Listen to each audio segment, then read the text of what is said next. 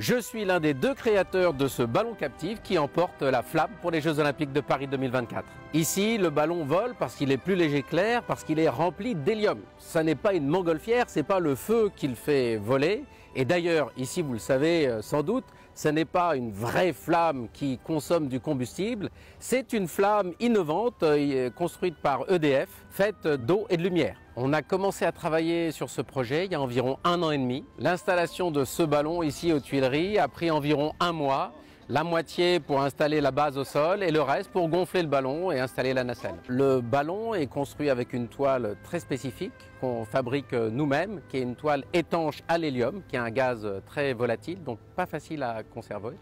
Et ici, il a été peint avec cette peinture satinée qui donne cette teinte un peu entre argent, doré, un peu champagne et qui reflète la lumière. Ce feu, il est venu depuis la Grèce jusqu'à Paris. Et là, le symbole, c'est de le renvoyer vers le ciel tous les soirs. On a un jeu entre tout ce qui s'éclaire dans Paris et puis ce point vertical un peu bienveillant qui surplombe l'ensemble. Ce ballon, il a 2 vies. Une vie dans la journée où il est posé au sol et où le grand public peut s'approcher au plus près. Et puis, il a une vie nocturne. Au coucher du soleil, il décolle et il emporte le feu olympique au-dessus de Paris. On décolle suivant la météo à partir de 21h30, souvent 22h ou 23h, quand le vent s'est calmé. Le ballon est très sécurisé.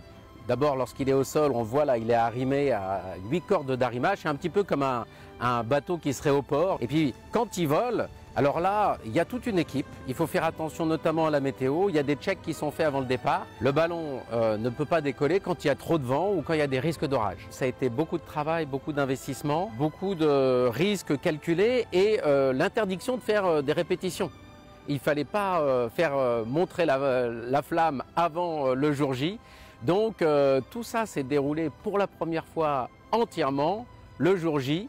Donc c'était quand même un grand moment de stress et du coup une satisfaction à la hauteur. Ici, on pourrait très bien imaginer d'apporter une nacelle qui permet d'emporter des passagers.